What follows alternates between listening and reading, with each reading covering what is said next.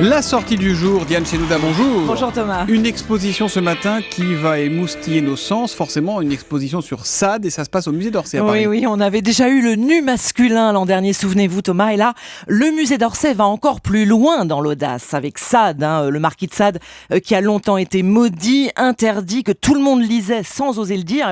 Il a inspiré Baudelaire, Flaubert, et il a, comme on le voit ici, marqué les plus grands peintres, Degas ou Cézanne, dont on connaît surtout, bien sûr, les danseuses ou les paysages, mais qui étaient aussi obsédés, ces peintres, en fait, par des images beaucoup plus violentes, plus érotiques, par cette violence du désir si chère à Sade, comme l'explique très bien la commissaire Annie Lebrun. Le propos de Sade, c'est d'affirmer qu'il y a une violence, qu'il y a une férocité au cœur de l'homme, et que l'homme prend du plaisir à cette férocité, et qu'il y a une violence du désir qui est presque le moteur de l'activité humaine. Et ça a donc donné des ailes aux artistes, Diane. Oui, Thomas, les ailes du désir, forcément on le voit avec cette toile de Cézanne, d'une force extraordinaire, c'est l'enlèvement, le rapt amoureux.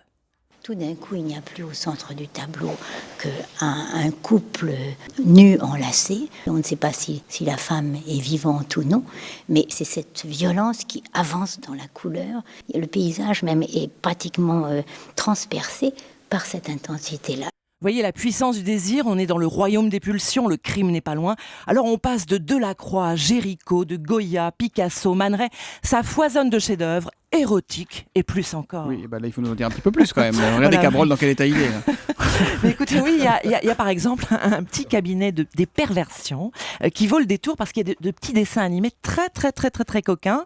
Alors je ne vous fais pas un dessin, et très drôle du coup. Mais si, et mettons-le sur Twitter avec le hashtag un matin, allons-y. Vous allez voir, c'est assez drôle. Alors il y a aussi énormément de Rodin, ces nus les plus sensuels, très sensuels. C'est vraiment un voyage au pays de la liberté avec zéro tabou. C'est donc Sade au musée d'Orsay à Paris, c'est à voir jusqu'au 25 janvier, la sortie du jour de Diane Chenouda ce matin. À demain Diane.